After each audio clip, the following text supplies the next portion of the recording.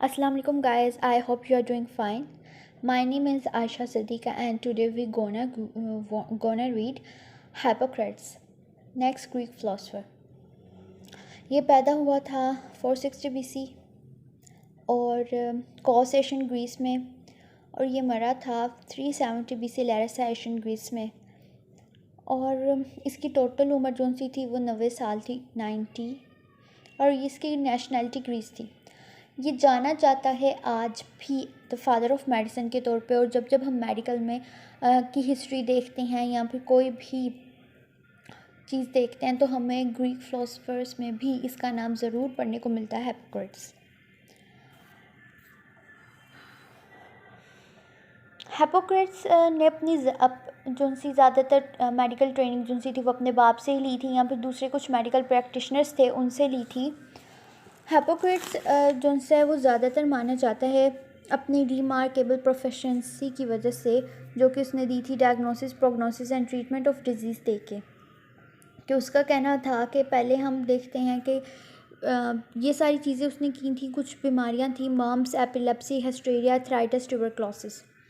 ये चंद नाम हैं लेकिन इनसे उसकी ट्रेनिंग ऑब्जर्वेशन जो सी है और जितना भी उसने काम किया उन सब की कंक्लूजन्स में उसने ये बीमारियों का ज़्यादा बताया और उसके बारे में उसने डायग्नोसिस सिम्टम्स दिए, प्रोग्नोसिस कैसे कैसे कौन कौन सी किस किस वक्त में ठीक हो सकती हैं, ऑब्जर्वेशन करते कौन कौन से आपको सूरत हाल दरपेश आ सकती हैं, ट्रीटमेंट ऑफ द डिज़ीज़ के कैसे उसका हम ट्रीट कर सकते हैं।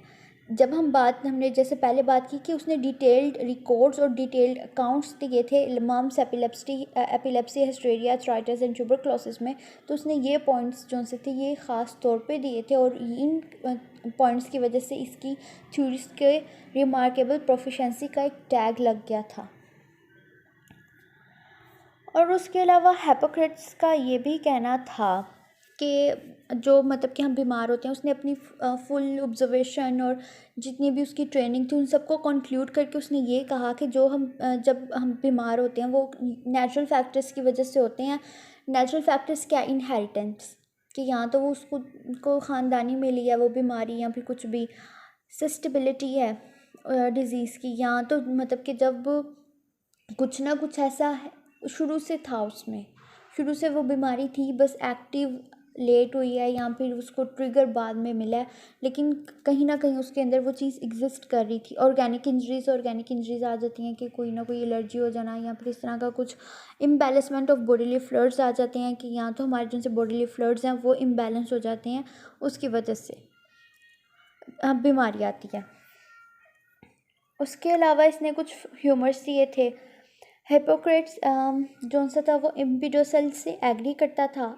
एम्पिडोसेल ने जो उनसे 4 एलिमेंट्स दिए थे वो इनसे एग्री करता था और उसने उन 4 एलिमेंट्स को एसोसिएट कर दिया था 4 ह्यूमर्स से। अर्थ को वो ब्लैक बेल कह रहा है, एयर को वो येलो बेल कह रहा है, फायर को वो ब्लड कह रहा है, वाटर को वो फेल्जियम कह रहा है। अब जब उसने इन ह्यूमर्स को एसोसिएट किया तो उसके बाद फिर एक गैलन था, गैलन ने इसकी इस थ्योरी को आगे पर्सनैलिटी करैक्टरिस्टिक्स से एसोसिएट कर दिया था। उसने ऐसे एसोसिएट किया कि उसने फेल्जियम को फेल्जिमेटिक कह के अनइमोशनल इस तरह का कर दिया, ब्लड को उसने चेयरफुल कर दिया, चेयरफुल कह दिया, येलो बाइल को उसने क्विक टेम्पर्ड कह दिया और ब्लैक बाइल को उसने सैड कह दिया, मेलनकॉलिक कह दिया।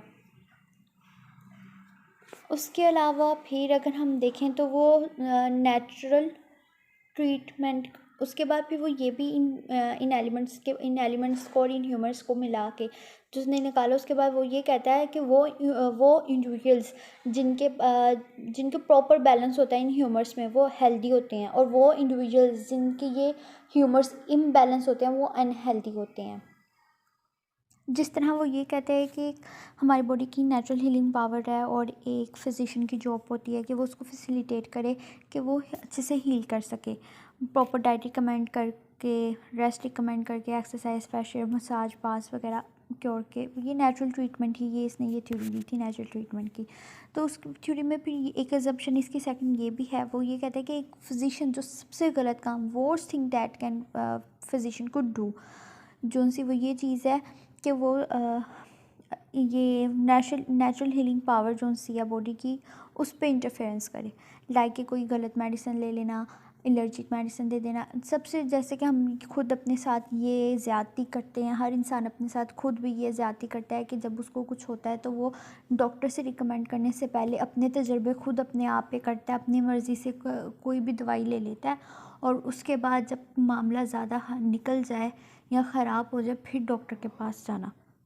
उसके बाद वो सेकंड ये चीज़ कहते हैं कि सेकंड एजम्पशन इसकी इस थ्योरी में ये है, he also emphasize treating the total unique patient, कि आप टोटल यूनिक पेशेंट को, डिजीज़ को, किसी एक बीमारी को ना देखो। अब देखिए उसने इतने डिटेल अकाउंट्स दिए मम्स पे, एपिलेप्सी पे, एथराइटिस पे, ट्यूबरक्लोसिस पे, उसने कैसे दिए, उसने सारे अपनी टोटल ऑब्जर्वेशन से दिए, टोटल पेशेंट्स को एज ए यूनिक सिग्निफिकेंट करके, उसको एज्यूम करके, उसको वो कर कंसीडर करके फिर उसने उसको एक पूरी उसके बारे में उसने ऑब्जर्वेशन करके तो उसका एक पूरा डिटेल्ड रिकॉर्ड अपने पास बना सका, अपनी डिटेल्ड नोट्स बना सका उन बीमारियों के बारे में।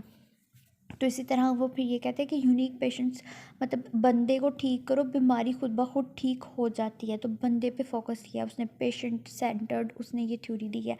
उसके बाद वो ये कहता है इसकी एक बहुत अच्छी बात है कि make habits of two things, कि सिर्फ दो चीज़ों की आदत बना लो, क्या दूसरों की मदद करने की या फिर दूसरों को नुकसान पे ना बनाओ।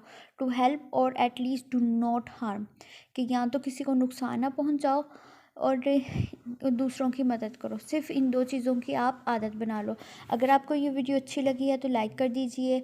अगर आप मज़ीद ग्रीक फ़िलासफ़र्स की दुनिया में रहना और इनको जानना चाहते हैं तो बेल आइकन प्रेस कर दीजिए। अगर आप चैनल पर न्यू हैं तो सब्सक्राइब कर दीजिए। Thank you very much.